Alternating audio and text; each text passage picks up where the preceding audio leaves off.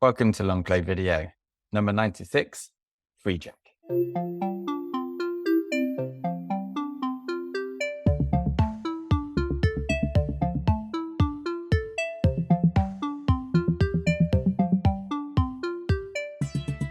Welcome to Long Play Video, where we're running through my favourite 100 films of all time.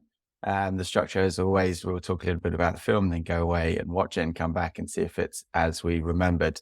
And today's film, number 97 on the list, is Freejack.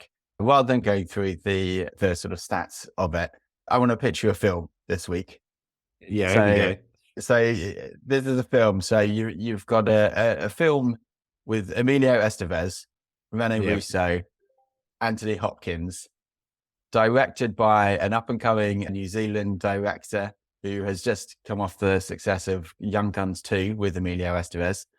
Written by a few writers in the end, but let's just say that written by the writer of Alien and Total Recall. Two great films. Two pretty good films. And it's a sci-fi adventure. I'm in. How do I watch this? And then to top it all, you put in Mick Jagger as another guest star. No one ever thought Mick Jagger could be an actor, and we're about to find out whether that's the case or not. So what do you know about this great film that I pitched? Have you seen it before? Yeah, I have seen this before, and my overriding memory of this is that it had very, very questionable sci-fi special effects, even in the year that it was made. So I'm really looking forward to this. So actually, what I wrote down is I'm super jacked about seeing this. Nice. And I think because my mind has seen it and knows it's going to be rubbish, and is fine with that.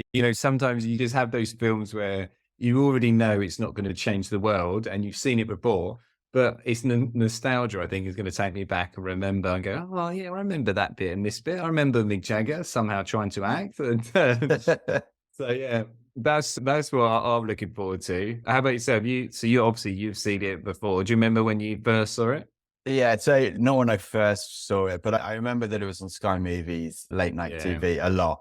And because at the time they had probably like 4 or 5 movies just on repeat. Yeah. So I've seen this film like a lot, over and over again, just because it was so bad. I mean, I was probably around 14 when I first saw it.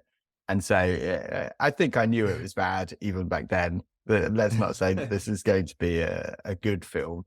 But it's a good bad film. Yeah, I've probably seen it over 100 times. And funnily enough, I did text my nephew to see what film he'd seen the most. Yeah, because I'm just not sure that people still do that. I'm not sure that the kids still do that. How old is your nephew? He's 20 now. Right, okay. 21. I'm trying to think. I was going to say Harry Potter, but if he's 20, I don't think it'll be Harry Potter. Do you watch those over and over again? I just don't think they do. There's too much choice now, though. There's too much choice. That is true. That is very true. You're right. I remember one of the films on my list. I distinctly remember getting up early in the morning and at the weekends, and my parents, it's too early, leave me alone. And I'd go down and put the VHS into the machine and then used to watch that every morning. Whereas you're right. Whereas nowadays you'd be like, well, I'll just put on like Disney, or I'll put on Netflix, or I'll put on Amazon Prime. Well, we're happy to endorse any other streaming services if you want to. Anyone else who wants to sponsor the show, we're happy to take it. It's probably going to be like the Criterion channel or something. It's going to be a rubbish channel that would offer a sponsorship. So it'll be Dave, and I will take it. It'll be great. I'm happy to take Dave every day of the week. But that's and that's the thing. Like also, like watching on TV is that experience of not watching it from the start all the time. So the exposition at the start of every film, you can skip over, and you just you're just turning on the channel and you're like, oh, look, it's the car chase scene. Okay, I'm going to watch it from here. So I think like now, especially with streaming, you kind of watch the entire film. I think that's a loss. This time, maybe people fast forward. I don't know. It's just that kind of the TV choosing what films you watch. Yeah, that's true. Because I remember watching this, like you said, I remember watching it with my dad, just like you said, sitting in the lounge. We were just watching it. It was on. My dad used to love I think you just used to love terrible films. I think that's what I'm I think that's what I'm now remembering. And yeah, I just remember sitting there watching it. And you, as you said, it would have been on Sky Movies or whatever. And obviously there was only about, yeah, as you said, not many movies on that time. And you would just settle in and, you know, you'd be like, okay, well, this is what we're doing then. We're watching this film tonight. I don't know do people watch more films now than they used to? Back in the day, you had to watch terrible soap operas. So I had to sit there with my mum watching EastEnders, Coronation Street, just letting my brain just slip out the side of my ears. And whereas nowadays, you could just watch a film every night, couldn't you? Oh, yeah, well, I mean, people are all into TV, not just Chris O'Dowd, but obviously, yes, streaming the box sets and stuff now. I don't know, people talk to me more about TV than they do about movies. It's almost they want more content rather than less, I think. It is always interesting. Did your nephew say then? Oh, he didn't. Yeah, he hasn't come back to me because obviously I'm old. Classic 20-year-old. Yeah. Did you use all of your grammar and you put it correct worded because you're not going to get like through to 4 or 5 emojis in the message. So I think he should have come back to me.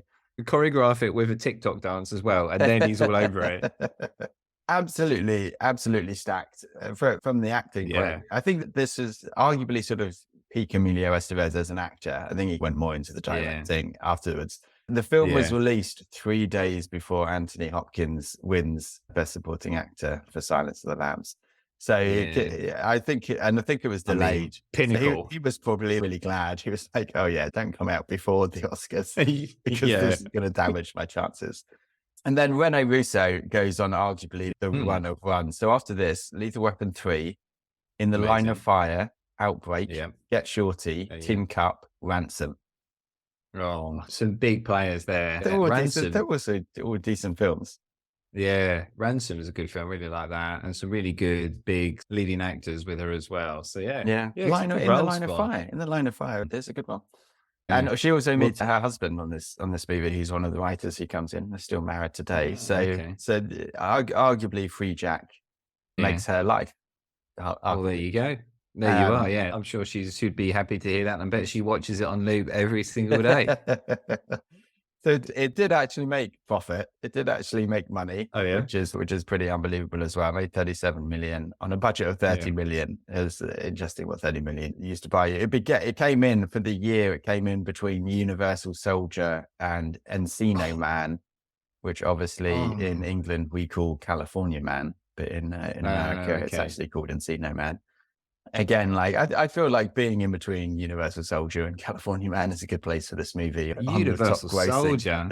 Now you're talking my language. Wow, we're really getting into the good stuff now. There is lots of stories about it. Again, like this is a bad movie. There's no doubt about that. There's way more written about this movie than there was about Be Kind, Rewind, which I think is a good movie. So it just goes to show. But apparently, like they made the film and then they showed the film to test audiences, and it was so bad that they decided they had to redo it all. I would love to see that cut. Oh, whoa. What happens afterwards? They bring in Mick Jagger? If that's how they've improved it. If this is the improved version, I would love to see what the other version is. Do you know what is? I know already, and I think I'm surprised you've not brought this up yet, but I know what they did. I can tell you categorically, there's one thing you can do to every film to instantly make it better. And that is you put Mick Jagger in a leather jacket. Job done. The leather jacket comes out again.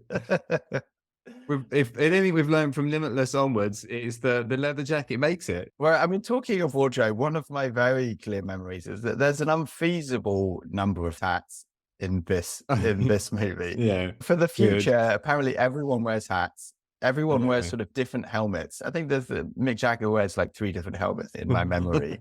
They tried desperately to get Emilio Estevez into a hat from Young Guns. I don't know. Again, I don't know why. I'm not sure that Young Guns 2 was that big of a barometer for, and that was like based in the past. So if they're trying to kind of move it forward, it just seems a bit weird. So it came out in 1992.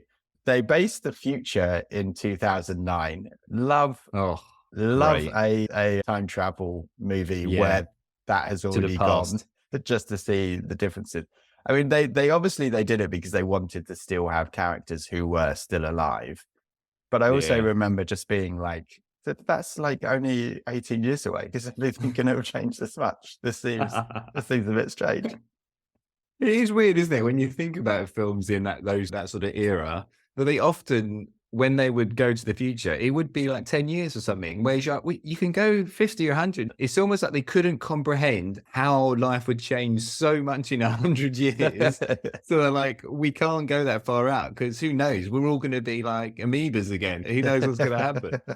Whereas obviously the reality is that not much has changed at all. So yeah, I remember like thinking it's 18 years, but all of the characters look exactly the same as they did 18 years ago, which is a bit jarring. Obviously they weren't doing Benjamin Button on anyone. No. And I mean, it does lead to the tagline, which I think is one of my favorite taglines of all time.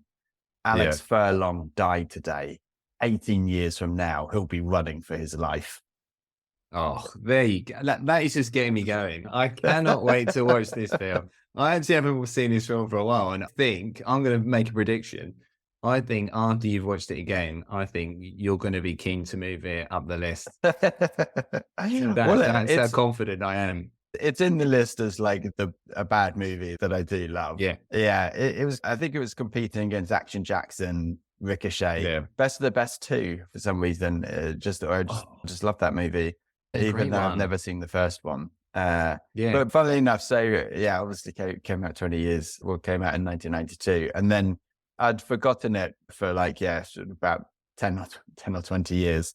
And then actually I decided to go back and think about all the movies that I had watched in the 90s and buy them on DVD. Yeah. And I was doing a search through my emails, and literally I've told 5 or 6 different people that I've found this on DVD and I'm going to watch it. And I'm really excited by it. And literally everyone is, what are you talking about? What is that film? I've never heard about it.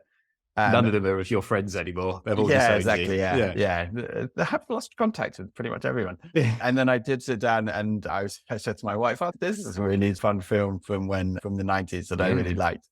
And we watched it and she was just like, this is awful. This is such a bad movie. Not bad in a good way. Yeah. No, I can't imagine the barometer of good movies working well in that scenario. And she asked me what podcast we were doing today, and I said it was Freejack, and she just rolled her eyes. She's like, "So when are you watching it so that I can not be here?" So I can go out. Doing the research, the director was actually an up and coming New Zealand director. It had mainstream success both in New Zealand and then internationally. It did also direct Under Siege 2 after this. Obviously, probably a favorite of yours. I'm not sure I've ever seen Under Siege 2.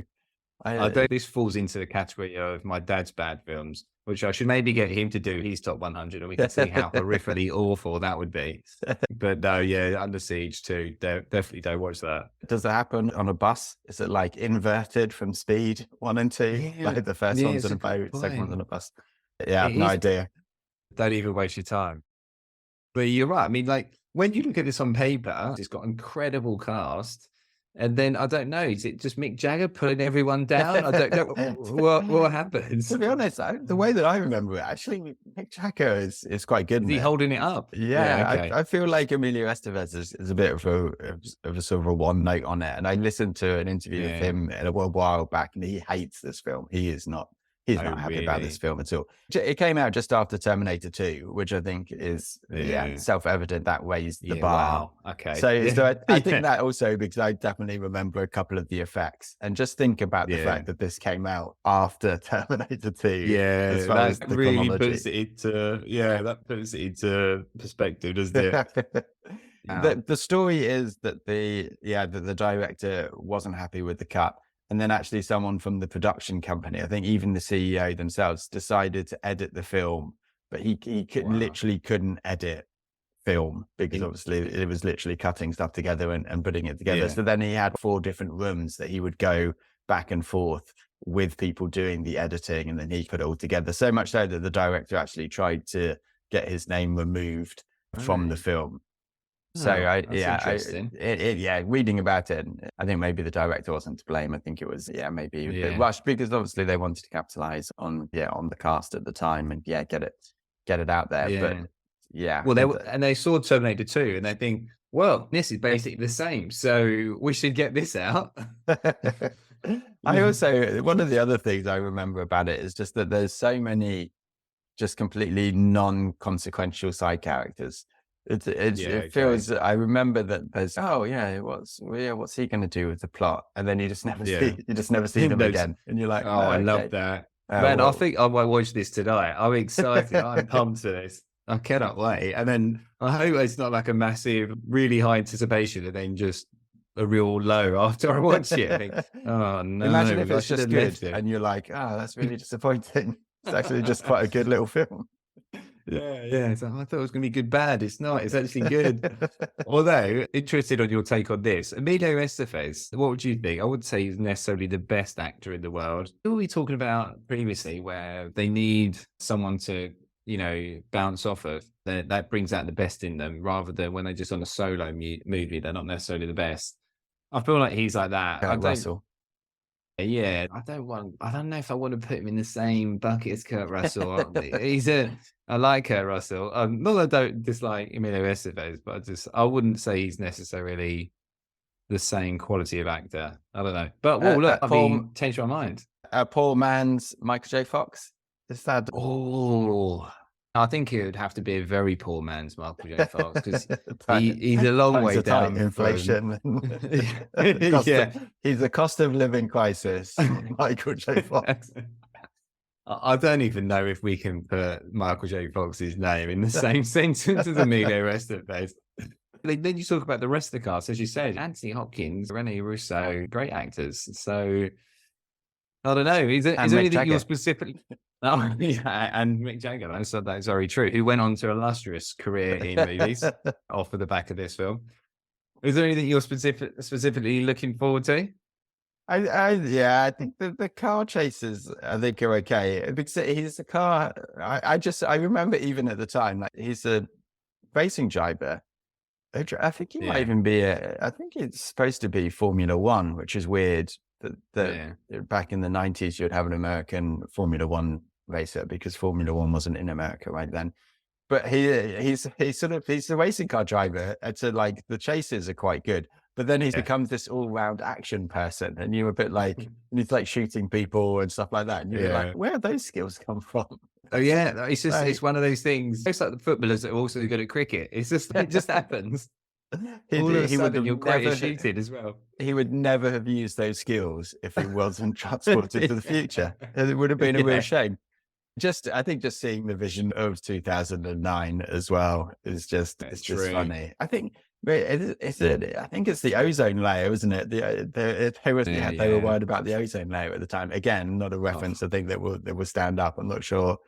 I'm not sure that the kids will know what a panic we were on for everyone's fridges were causing the ozone layer to disappear. Yeah, exactly. And then we all gave up on that and then just continued with climate warming. We solved it, didn't we? We solved the ozone layer, so we'll be fine. And then we pumped out carbon dioxide for fun. Yeah. So I mean, I'm looking forward to watching it. I think it's a fun film. Again, you go in with there's no like this is a pure favorite. This doesn't make my 100 best films of all time. You'll be unsurprised to hear, but I think it's fun. I am looking forward to just how silly it is. It is a film that I've seen probably like top 10 most out of my top 100. And then, do you think they still hold up nowadays? I can't remember anything that I can think of where I thought actually this could not be construed now, and it wouldn't be able to come out now. There's nothing. There's nothing that I remember. The politics is quite haves and have nots, which is sort of rolled into the point. But I don't think there's. I think there's only one female character in the entire film, which is standard for the 90s. But there's nothing that it'll be that'll be interesting to see whether there's anything that when we watch it we're like, ooh, don't remember that. Any specific quotes you remember? I mean, it's all about Mick Jagger, isn't it? So I think it's he inexplicably counts 1 Mississippi, 2 Mississippi, 3 Mississippi at one. And I feel like he said I think he says to Emilio Estevez that he's going to give him 5 minutes head start, and you see him start counting, and you're just like, Are you going to count in Mississippi's all the way up to 5 minutes? That's up to 5 minutes. Yeah, that's quite a lot of Mississippi's. It'd take him a while. Yeah. But I'm sure as the bad guy, he's probably not going to do those. He's only going to count up to about 10 and get going. Classic. There's the funny bit I remember when he's on a laptop for some reason in the car. It's a bit like a Tesla. And Emilio Estevez puts down the top of the laptop, and then it cuts to Mick Jagger, and he says, "Oh no, I'm scared of the dark." And you're just like, yeah, but if the laptop's closed, then he's not going to hear that. So then he's literally just amusing himself by saying, "Oh, I'm afraid of the dark." He's not going to hear that. Yeah. And then I remember the bit that I remember thinking was cool at 14 was Emilio Estevez when he's like in the car chasing stuff, and he says, "Oh, how am I doing?" with a cheeky grin. And Mick Jagger, ruefully says, "Not bad." And you can see there's for a 14-year-old, I was like, that's begrudging respect. I recognize that now. I've never seen it before, but I think that in the script, he was told to look with begrudging respect. He's found it. Yeah, he's done well. And that from that day forward, that was always how I thought of begrudging respect whenever I read that in any always book. Thinking of Mick Jagger and Emilio Estevez. as often as begrudging respect comes up in my life.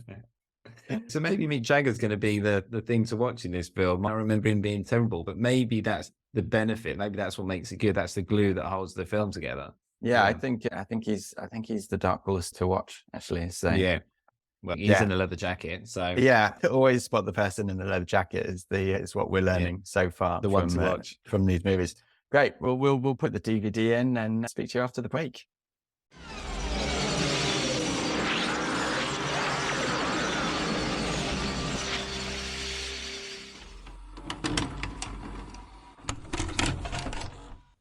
Aged badly, I think I would say. Which I'm not even sure that's possible, because when I saw it last, it was still terrible and aged badly. So it's kind of getting worse. But yeah, I mean, we've said, isn't it? It's a good bad film. It definitely hasn't got any better watching it again now. What were were there any bright spots for you? To be honest, I've got to say, I have to adjust my views. I think Mick Jagger and Emilio Estevez actually hold this together. Everyone else is pretty awful in this, in my mind. Anthony Hopkins. Anthony Hopkins, I'm like, what is he even here? He dials in for about, 8 of his 9 scenes. I don't think he had to be next to any of them. And I was like, what happened to it? He must have owed someone some money. That's why he was on this film. But can you imagine, especially after the intensity of Silence of the Lambs? Presumably these were like shooting back to back or so, or maybe he did this before Silence of the Lambs. But can you imagine, like, as a working actor going from that to this? You must have just been like, oh God, that didn't work out, did it? Yeah. Do you think? I'm trying to think. I mean, he was still good before Silence of the Lambs, right? It's not like he was unknown. So it's not like he was doing this thinking, God, I've just got to do this to pay the bills. And then all of a sudden, Silence of the Lambs comes on and goes, "Oh, this is going to be good." And it's like, I think this Silence of the Lambs definitely catapulted him, and took him up to sort of a higher level, right? Yeah. I mean, definitely. But I wasn't thinking that he was an average actor when this came out. So I feel like he's definitely somehow been roped into this to just put his name into it. What do you think was good? So I mean, saxophones as a backdrop. Yes, I didn't know how much I'd missed them, to be honest with you, until I had a 90s background saxophone playing. So you're going to absolutely love this. I'll actually just tell you this quickly. So I put the same, and I was like, it sounded a little bit weird at the start, almost like it was about, as the credit was on, it almost felt like it was a bit of a soft porn film was about to begin. But that was just the 90s. That was just the 90s. Yeah, true. The 90s was all about soft porn. So when we were talking about earlier about Australia basically being about 2 or 3 decades away from the rest of the world. So I went to a bar on Friday, which they actually had someone in there playing the saxophone with the DJ. This is what's happened. So either he's come back in, or Australia is still in the 90s. Did it turn into a bar fight and a cop who plays it loose with the walls suddenly threw someone through a window? Because if it didn't, and they're not getting the vibe. Yeah, you're right. They've got the first bit, but they missed out on the second bit. They really needed that. But yeah, so sorry, you were saying so okay, so definitely. I mean, I still got begrudging respect from Mick Jagger and Emilio Estevez. That he still does really well. I thought that the Amanda Palmer does fantastically well as the nun part. Does that get her the role in Pulp Fiction? Just a couple of short years later. I thought that was good. There was one part where it's the second time that Fessendek, Mick Jagger, is chasing after Emilio Estevez, and he's like, "Hey, Furlong, it's Fessendek," and you're like, "You've not introduced yourself. Like you've never met before." Like, do you think that he knows you? Like, there was this real like, "Oh, it's Fessendek, it's Fessendek." Like everyone clearly knows him in the world. I was there. I had that down as well. I was like, when did they actually get introduced? I was like, how does he know his name? That was quite funny. And then I do think at the end when he's doing the ID number, there's just the way that they pause where he's like, "Give me the ID number," and he's like, 6. And then there's a really long pause, and I just found it. Imagine if Anthony Hopkins' ID number that like means that he's alive was just 6. That would completely throw everyone off. Like, come on, guys, that's it. Check it. It's fine. It's just 6. Yeah. And then there was also a part where I think when he's on the river and he says, "Furlong is Fessendek," but like then it shows like, and Mick Jagger's like easily 500 meters away from Alex Furlong. He's got a helmet on with a microphone. Obviously, maybe that blares it out. But you're just like, that sound, like, what is up with that? Yeah, it was that whole river scene. I put down as just like, what was that? That was just so strange. It was so unnecessary. Then the guy, like the hobo or whatever you want to, the street rat. Yeah. Street rat. Yeah. He's then like, "Oh yeah, I know who you are." Like he says his name at the end, and you're like, what? Why have we added this person in and now he knows who he is? Like, what does that mean? It's all of the random characters that make this film. There's just so many of them. It's unbelievable.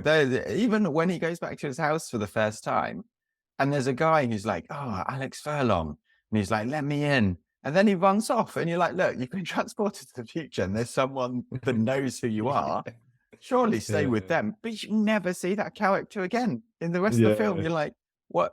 So he's met someone who's like, I don't know, his landlord, or like someone he knows from the block of flats, and then he just completely ditches him and runs off. Like, that makes no sense whatsoever.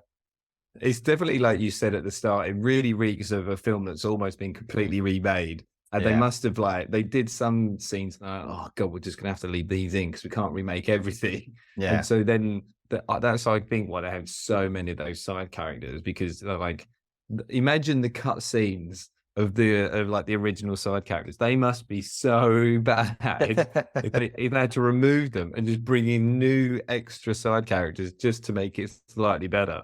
Well, I mean, you have 10 minutes, 10 minutes with Mick Jagger and his mate testing his loyalty.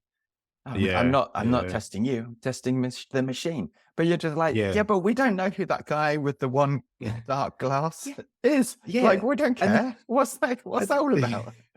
Although I did think, I was like, actually, he's delivered that line pretty well. I did think I was actually impressed with Mick Jagger, he's me who wears the glasses with one lens. I thought, obviously he's got like something grotesque has happened to his eye, and then he just takes them off and he's got 2 normal eyes. I was like, why is he wearing the glasses with one tinted and one not? I mean, it's just so random. Yeah, it does reek of some really weird, like you said, almost like 2 completely different films, and but I think I thought Mick Jagger and Emilio Estevez actually were both pretty good, considering how, like as you said, it's a good bad film. I'm not sure that Emilio still does it for me. I think he has he just sort of. I mean, it feels and I haven't seen Young Guns 2 recently, but it feels very much like he's just channeling Young Guns 2 and kind of Billy the Kid. And it was kind of, they definitely got the look, like when they go to the cafe, they've got him in the hat. I mean, again, the hats. What is up with all the hats? Everyone's wearing a hat. Maybe it's easier for continuity or something if someone's wearing hats. You don't have to worry about the hair, but it was random. I wonder if like Mick Jagger was like, right, well, I just want all these different hats, and I'm going to take them home. So you get them into the film, and then I'm going to take them and like just use them on stage or something. But there were a lot of random ads. The thing that sort of the going on to sort of the bits that were worse. I think the thing that sums it up, the cab driver, when he offers his watch, is like, oh, antique watch. It's 12 years. It's literally 12 years. So it's not an antique watch. And I think that sums up the entire movie, is like, they can't decide whether it's 100 years in the future or just like he's overslept and it's basically just like next day, because they make no effort to age anyone who he knows from before. And yet, like, they're also like, but it's the future. Like, I mean, to get mind transference technology in 12 years from a standing start in 1992, presumably. That's pretty impressive. But then the skyline in New York basically just has a couple of adverts. That's what they felt would happen in 12 years. About suicide as well. So it's and then the cars, obviously, which are just a complete train wreck. And I feel really so, like, the driver on the car is like just out. He doesn't have a roof. That seems a bit mean. Why would you still have drivers? Worse. I thought like there was going to be like this little bubble that was going to come over. But you're right. It doesn't feel like they've tried to sort of think what the future would hold, how it could look. But and then, like you said earlier, the fact that Terminator 2 came out at the same time, you're just like, oh my God. I mean, clearly there was technology there that you could have made this a lot better, but then somehow they've just gone, no, we're not going to use any of that. We're going to just use terrible technology and just see how we go. Can you imagine being the sort of big, obviously it takes a long time to make a movie, and being the special effects person, and like going in, you've gone in like every day, you've gone into the office and you've been working on this, and you think it's okay. It was a bit cheesy in places. And then you go and watch Terminator 2 and you're just like, oh no, that's gonna make us look so bad. Why did I turn down that project for this one? I didn't think we needed a second Terminator. Exactly. I've seen the first one. Come on. It is really bad. I mean, I know we'll probably get onto it at a later date, but I think there's talking about if it would get made now, whether it'd be better. I think that's something we'll cover off later. But that was something I had as what was bad, is just the special effects are so bad. I mean, the general premise of it, you think, it's not a bad idea of, someone's going to die, and so you travel their body through time and then effectively sort of steal their consciousness or, their body or whatever. And you're like, okay, so that premise isn't too bad. That sounds quite good. And then obviously, every sci-fi movie in the 90s, there's a dystopian part of it. It's not that it's like every time in the 90s, everyone thought when they looked ahead, they're like, it's going to be terrible, isn't it? Like, it's going to be awful. No one thought, it's going to be utopia. Everyone's going to be really happy. It's like, no, dystopian. Definitely. Some people are going to probably just be on the breadline. And that means that there's just what do they have? Like brothels and that everywhere, because that's all that's going to happen in a dystopian world. And then in the other bit where everyone's living the life of Riley, there's just loads of trees. And that seems to be the two differences. Which is amazing. I mean, we will discuss the 90s at length, I'm sure, in one of the next movies. But especially for like 1991, 92, when this was being made, you're just kind of like, the future doesn't look too bad. Like, the Berlin Wall's fallen, Soviet Union's gone. Like, there's no big bad anymore. Like, we'll save it for one that is focused more on the 90s rather than like 2009. But it's amazingly bleak for what they think is going to happen, which I guess comes from the book. But I imagine with the book, there's no way that they just make it 12 years in the future in the book. There's just no way, because again, like they make just no effort to age Julie at all. She just literally like they just give her a different hat. That's how they've done it. Maybe that's it. Maybe you've cracked it. The code of the hats. The hats just show you about getting older. But you're right, because that's the whole thing, right? She's effectively got 18 years older, like 20 years older, and he's just like, yeah, this is fine. Let's just get on with it again. And I'm like, would he really be thinking that? Would he be happy with that? I mean, it would be great if we lived in a world where that was the case. I'm just not sure that would be what would be happening. I think his line, "What happened to us," must be the most like gaslighting sentence ever made in a movie. It's just like, come on, I've been dead for 18 years. Like, why are you not just happy to see me and we can continue on with our relationship? Why do you have some doubts? That's like, it's your fault because I've been dead for 18 years, but then it's only been 20 minutes for me. It's he doesn't seem to have any understanding about what Julie's gone through. He doesn't have a lot of sympathy for her. But then she does also go along with him at the end, thinking that he's Anthony Hopkins. So she doesn't seem to fight too much at it, does she? Yeah. But yeah, I did think that I was like, if I was in the future and then my ex from 18 years ago turns up, would it be a sad indictment on my life that I can go, yeah, you could just slot straight in. This is fine. I've wasted the last 18 years. Nothing could happen. It's fine. Here we go. In you come. It's like, is that obviously? Would I be okay with that? The great love of her life. Then never got over him. Never got replaced. I mean, Anthony Hopkins. I just don't feel like he's thought through the whole taking his body, because I just think that's going to be a bit weird, isn't it? I mean, it's been like, oh well, I love you, so I'm. Imagine, like, even without the mind swap, imagine if you've got someone who you really love, and then they say, well, my old boyfriend, that was the one that got away, and then you got plastic surgery to look exactly like them. In what universe do you think that's going to play well for you? And it's going to actually, they're going to be like, oh, you know what? That's really sweet. And now I can look at someone else's face that I really love and be with you. I'm not sure that he thought that through. Yeah, that's true. I guess he needs some more development and the in the mind or the body transfer side of things. But they were too busy. The budget, after they worked out that bit, right now I need to spend more money on hats. Let's go and sort out how we get better hats in the future. Very, very strange. One of the things I saw as well, again, if we're comparing this to Terminator 2, you think about when they're transferring him and he comes into the truck where they're all set up for him, the people that are just in aluminium foil outfits, it's like, what was that? What is that about? That's just so weird. I was like, why are we doing this? It just feels like such a strange thing to have added in. And it looked really dated, I thought, as well, with that. And it's just a wire on a like. Yeah, that's how you get rid of someone's brain. Apparently, you just put a wire to them on a shelf, and then it's fine.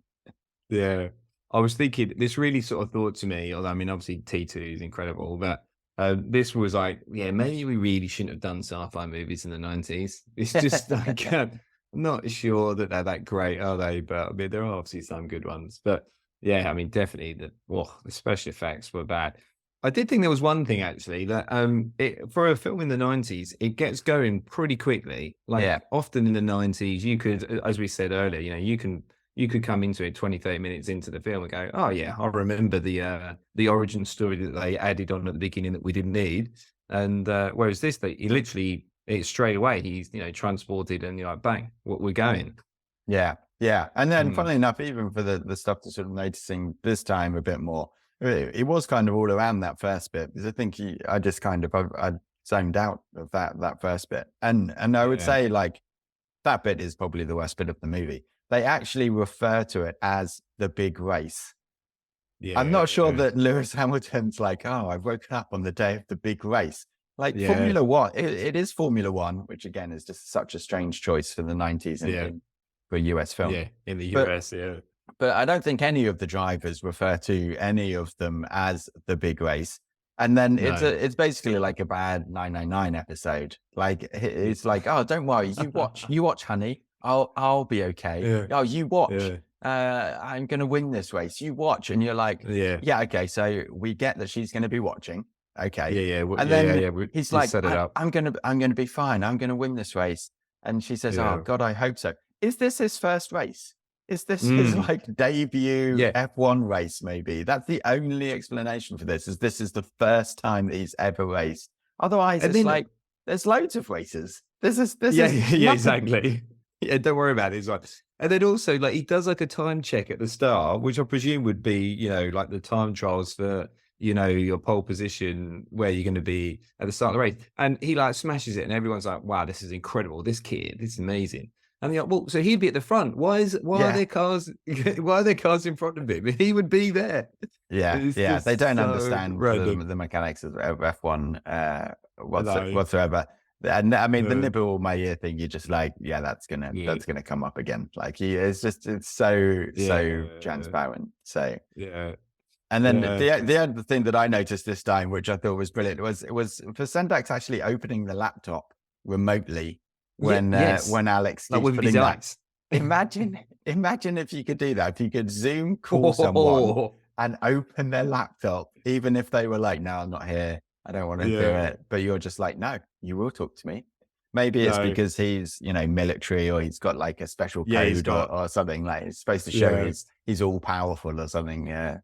Yeah, that would be very dangerous. Can you imagine the amount of times where you just be like, "Oh, I've had enough of this. I'm closing this laptop," or you know, whatever would be happening. It would be seriously dangerous for someone just turning around. Oh, hello, I can see you. Oh, what are you doing? Forget about the sticker over the camera. It's now it's like, well, we can turn your laptop on even if you've turned it off and chat to you. So that's fine. Exactly. We're still going to be in. Yeah. So if you were going to describe this thing to an alien in 30 words or less, what do you reckon? How would you describe it? So I've gone for trying to confuse the aliens as much as possible because I don't want them to think that this is a good idea. So I've gone for people from the future, which is now in the past, still people from the past to replace people from the future. Yeah. Wow. Okay. I'm surprised they didn't go for that as the tagline on the poster. But then Alex Furlong dying and 18 years later running for his life is a better one, maybe. It is pretty good, yeah. That is true. I feel like you would have, they might be more, if you're thinking they're going to be intelligent life in that they've managed to get here rather than we've gone to them, I think they're going to be like, oh yeah, I like that. That sounds complicated. I'm up for that. That sounds really good. I'll be all over it. What did you have? I went for man transported to the future for his body to be harvested by a rich businessman. I was like, it's always comes down to, I was thinking this about 90s, especially with like Wall Street and, you know, those sort of films. Often there's like this, you know, capitalism really comes into it. And there's always like this sort of corporation, rich corporation or a rich businessman is the one doing all of the bad things, you know, bringing everything, you know, making it all bad for everyone. And I was like, yeah. That's true. The billionaire business people really have, it's been up and down in the movies. In the 90s, you're right. It was always, it's always a corporation. It's always a corporation behind it. And then like in the 2000s, I feel like sort of billionaires then start to like take over as being our savior. And now billionaires are sort of, you know, now you've got like good billionaires and bad billionaires. It feels like, but there's no corporations behind them. No, exactly. Yeah. Yeah, you're right. It's just the individuals, but maybe we'll find out that actually they're getting controlled by aliens. And then that's where, is that, I mean, I'm not sure how else we could describe how Zuckerberg has only one emotion throughout his entire life.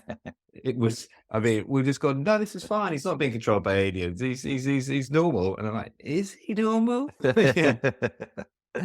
What did you have for life lessons from the film? Anything you took away? Well, just the standard one that always be friends with someone who's in a leather jacket. You know, I mean, if in doubt, make sure you hang around with them because they are the right kind of people. They're going to save you through this world, or they're going to make it to the other side. And then obviously, you know, there's that bit when Mick Jagger says to Emilio Estevez about them being friends, and you're like, oh, okay, this is cool. And then I remembered the end when I watched the end, and he's doing the number, and I was like, yeah, Mick Jagger just wanted a cool little friend. He loves it. He's like, this guy's awesome. So yeah, what about you? What was your life lesson? Yeah, no, it's still clothes related. Just everything is better with hats. I think it's just we should get hats back going. I'm not sure. I think for this podcast to be influential enough to be able to get hats back as a major fashion trend, we're sort of talking like a Bill and Ted's type thing. So I'm not sure that that's going to happen. But little by little, we're both wearing hats. Or are we? Yeah. It's a podcast. No one will be able to know. But next year, I might be wearing 4 hats. Next week, maybe I'll be wearing a hat. Maybe I won't, and it won't make any difference. But just, I was amazed with the amount, like even the amount of like different helmets. If you obviously with like something like Star Wars, where I always think like going to like Comic-Con or going anywhere, or even like Secret Cinema. There's a Star Wars one, and I was like, I don't want to go to that because I'm going to get a costume, and then someone's going to be like, oh, but that regiment didn't wear that tie with those boots or something like that. And they seem to have tried to go for that sort of complexity. There's everyone in the Sendex crew. There's there are different helmets that they each wear. Like they're all part of the same. They're all part, bone jackers as they get called. Like they're all the same people. Just have one helmet. It's almost like they ran out of one type of helmet and then had to have another type of helmet. Yeah. Or scenes had to be reshot because they didn't have the original helmets. And Mick Jagger taking them on tour. They couldn't rent the original helmets. That's probably what it was. With that, even right at the end, on the side of one of their tanks, is painted Sheila. For some reason, that was something that I noticed this time. I was like, why is that tank called Sheila? Like that is who's that a nod to? That made me question it. But they're just the amount of different hats is Tanks were big as well, weren't they? It was like, what's going to happen in the future? What's going to be our best sort of military weapon to control people? It's like, well, let's get a really slow moving car. Why not? As they're escaping at the beginning, as they're escaping the dodgy place, I do think the line formation of vehicles has been proven to not be the most tactically astute. Let's just go in a line, shall we? And that usually works out. So he'll never get through. We'll never make it. Yeah. And then he's just did that crazy, like it's like a wagon, isn't it? With the champagne thing. You're like, this car is going to be able to go about 4 miles an hour. So everyone should be able to just go in front of him and stop it. But somehow they concentrated too much on the tank, and there wasn't any speed left in any of the other cars. And literally, if he just drives that slowly, normally out, and then he just escapes. He just escapes because no one's looking at it. It's only because he tears around the corner and bottles go flying everywhere that they're like, that must be Furlong. It's him. That's my Mick Jagger. That was my Mick Jagger impression. That was good. I must say that I put that down. I was like, his first line, I was like, what on earth is he trying to do with his accent? And then he sort of settles into it as the film goes on. But at the start, I'm like, what are you doing? What accent are you going for?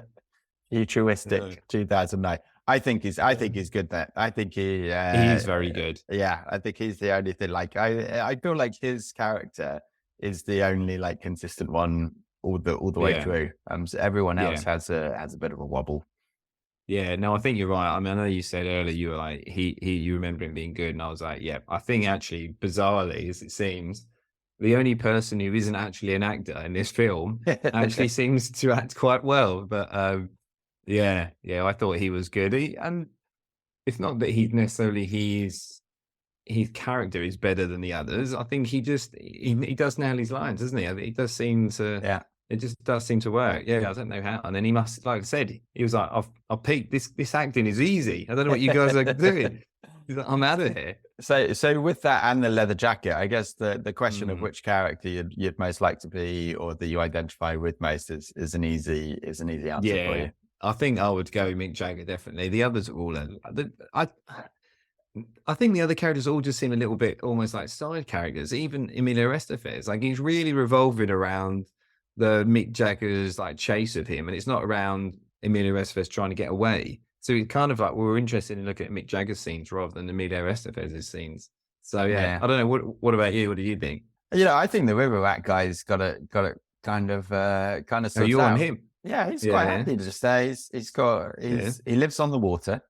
He's got he's got all the food. He's a good chef. He talks about it's not just about sticking a rat on. He's talking about the sauces. He's talking about like how you carve it. And then the eagle story it's a bit of a random one. It's mega random. It doesn't fit in at all, but then somehow still fits into this film because it's so weird. Yeah. So I think that I felt a kinship to him, but then it is completely ruined when he's like, "You go furlong." You're like, "How do you know who he is?" That's why I thought he was going to come back in as some big guy, big character, and you're like, no, he doesn't come back into it at all. It's just some random guy that seems to know who he is. So I think he's the wise one. So I'd go for him. Yeah, okay, fair enough. So normally I'm not one for quotes and lines, but I've got to say there were some great bangers in this one. So did you have any good specific lines that you covered off that you enjoyed? Yeah, I did. Amanda Palmer, like maybe she moved, maybe she married, she could be dead.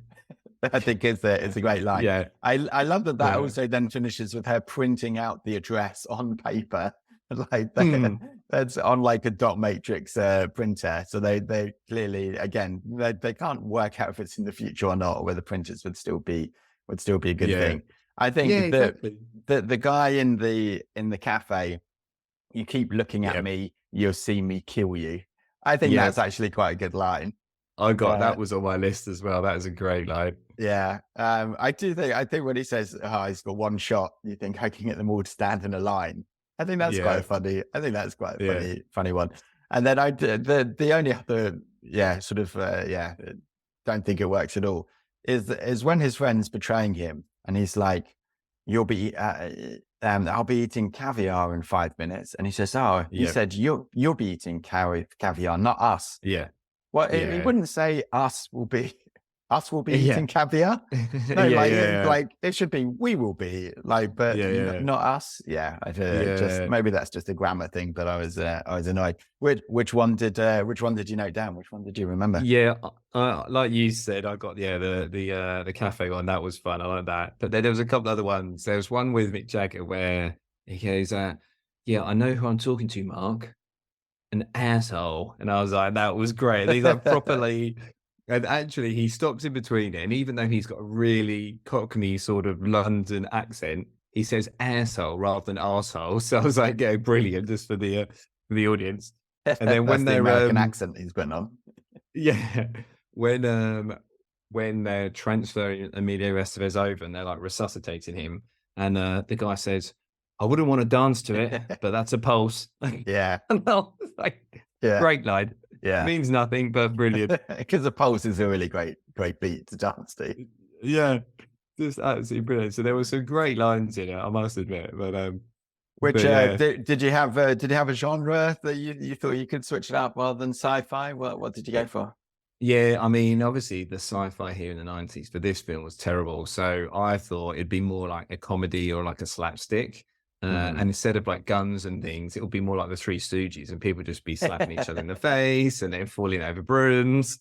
So I don't know. Yeah, I thought comedy would probably have to be almost like a Naked Gun type, where it's almost like a parody. I guess like, Hot Shots or something like that. So that's where I was at. What about you? No, I went the other way. I went deep psychological horror, where Emilio Estevez doesn't know whether he's McCandless or not. And it's in the universe of Silence of the Lambs, so he starts getting the taste for human meat.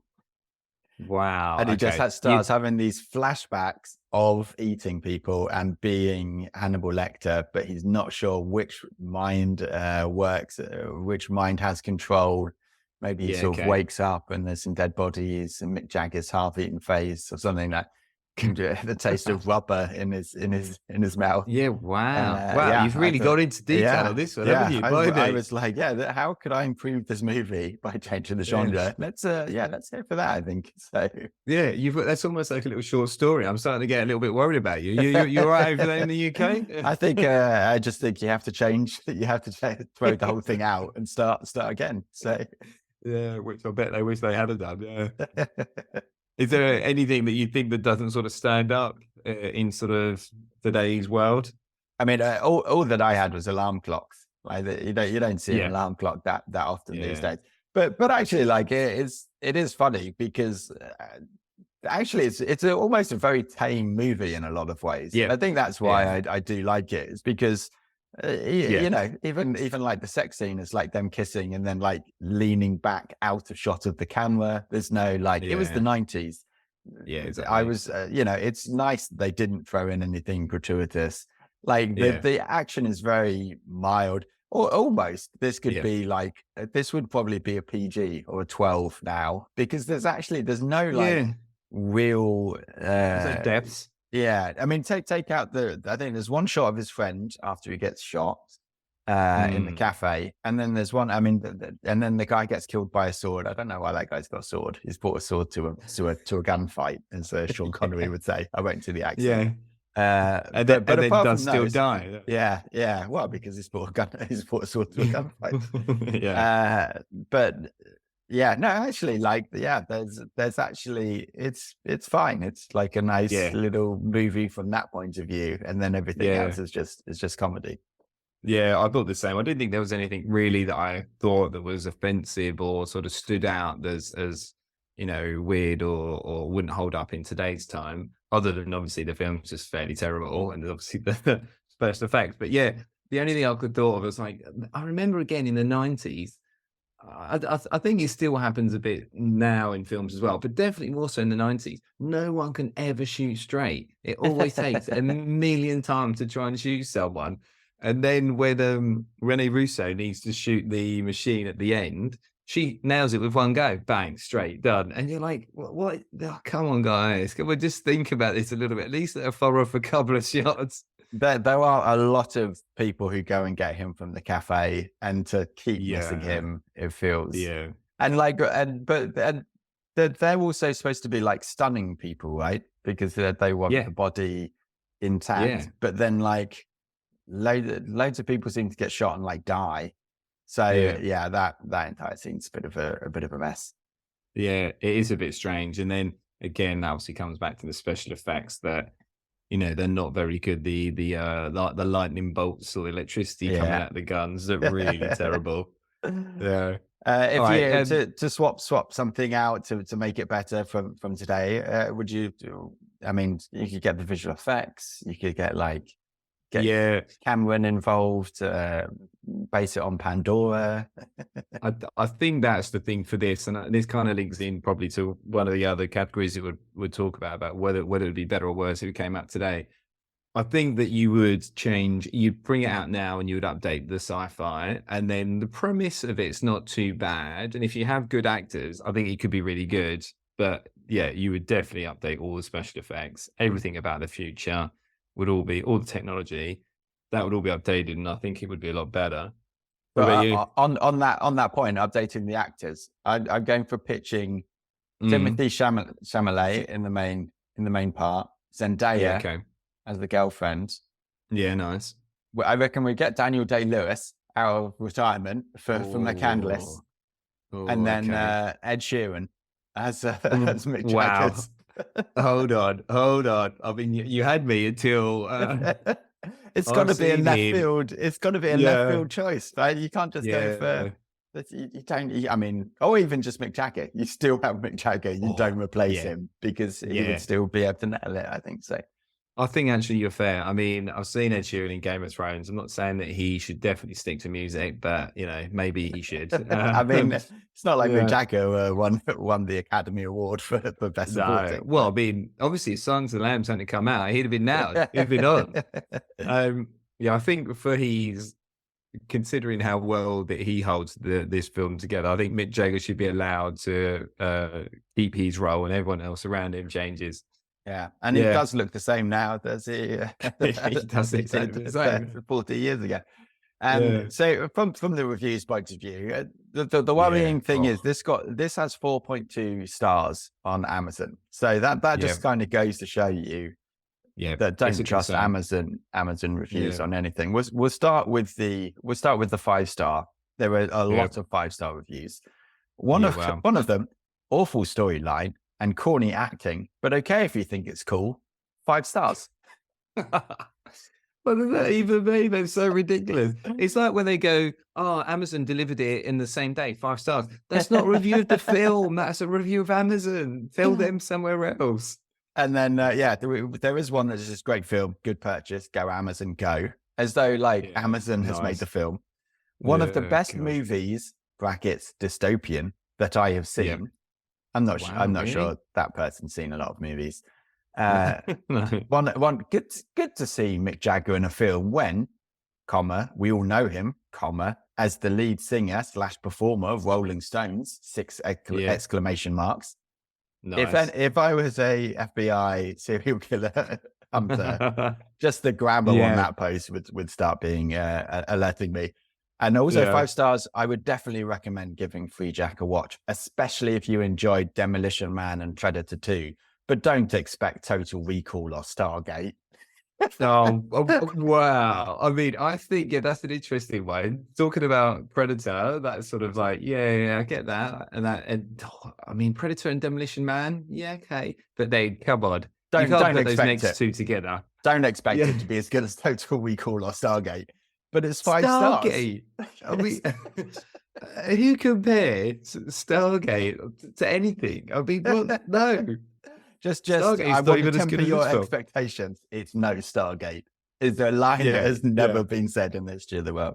Which Total Recall actually is a good point. That's a good comparison to this film, really, because obviously that's set in the future and that has some questionable sci-fi elements. Yeah. But I think the story's probably a bit better, right? It holds it together, holds it up a bit more. Yeah.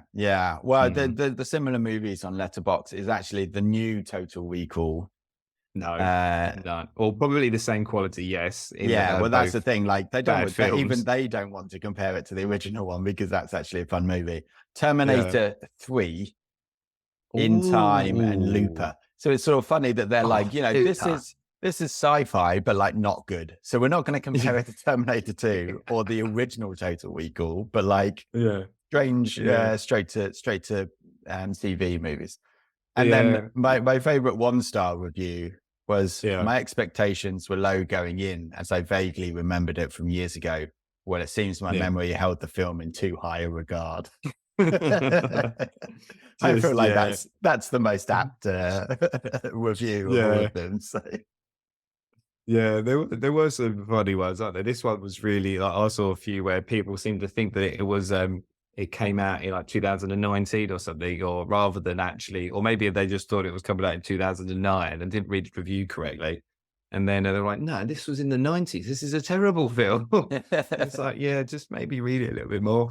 But someone just put B movie at its best. And I was like, okay. That's just a fair sort of summation, sort of an old school sort of B movie. Didn't feel like a huge amount of money was spent on it. And it sort of shows.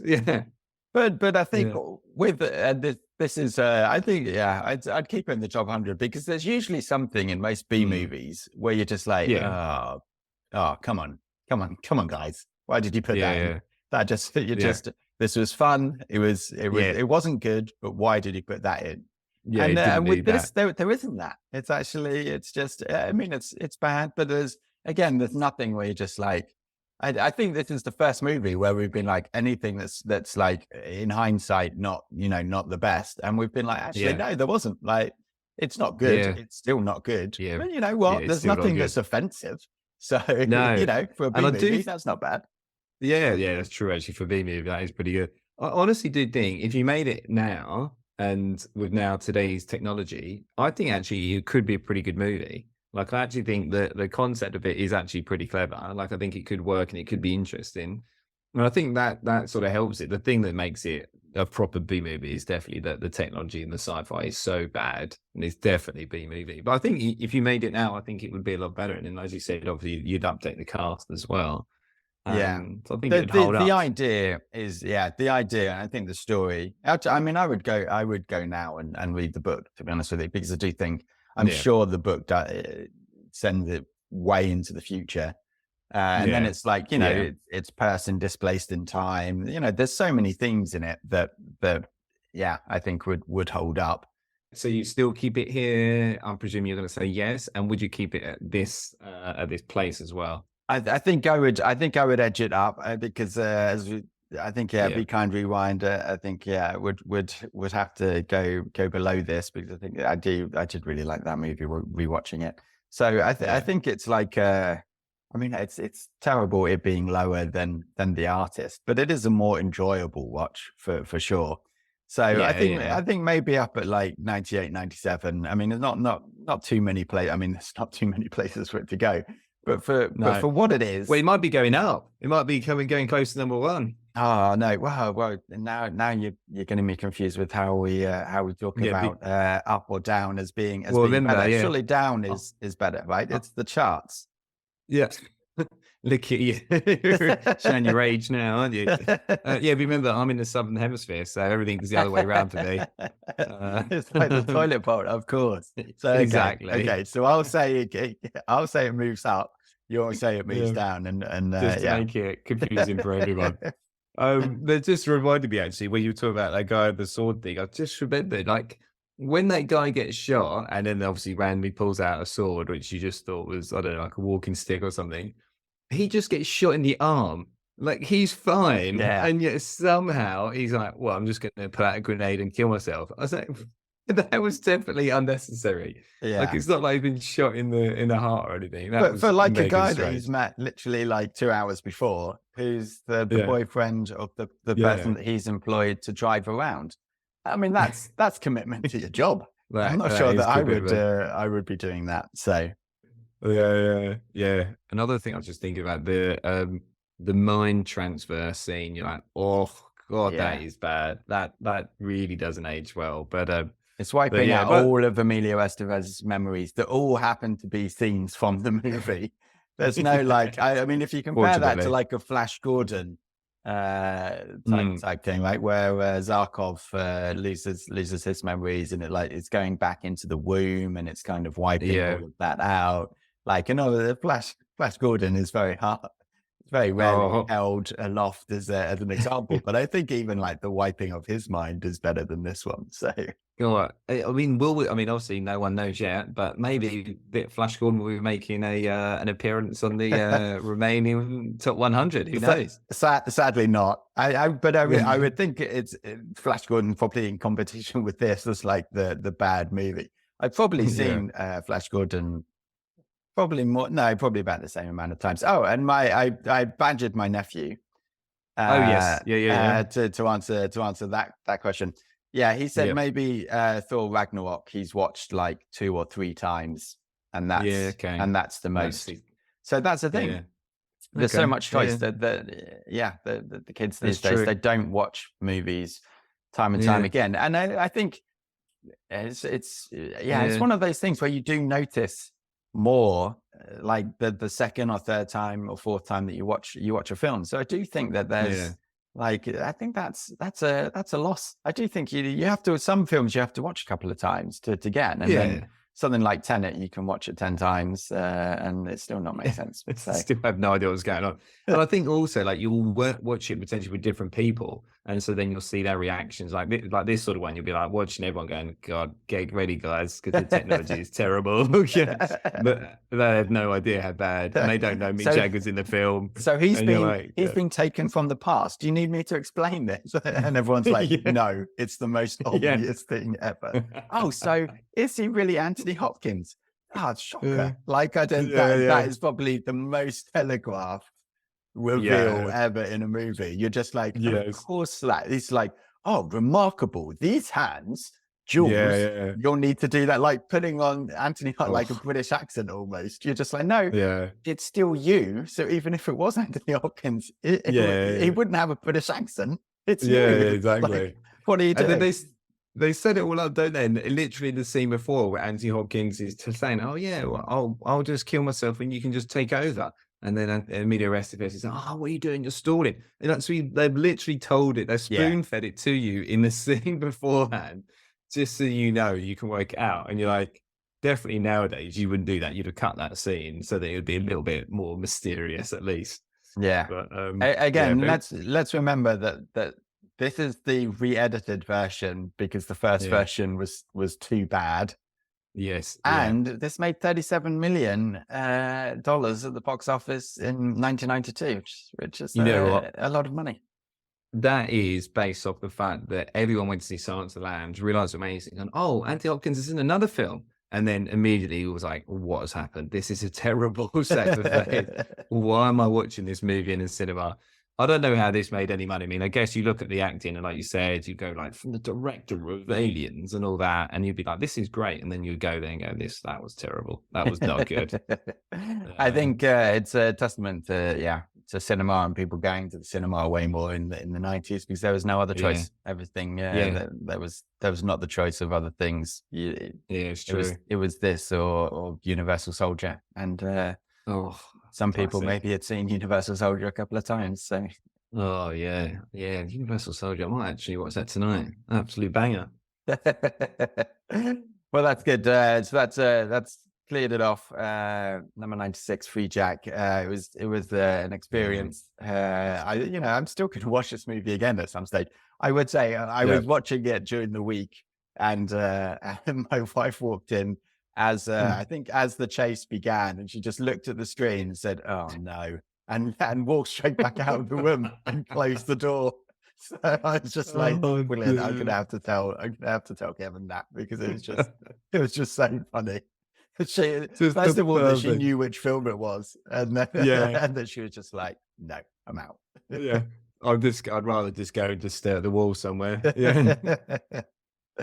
Well, that's great. Well, we'll leave it there. Number 96, Freejack, done well. I know that I refer to it as 97. It's very confusing with the amount of podcasts that we've done and the number that we're on. But that's great. We'll speak next week. Thanks as ever to Tom Evans for the theme song, and we'll speak next week.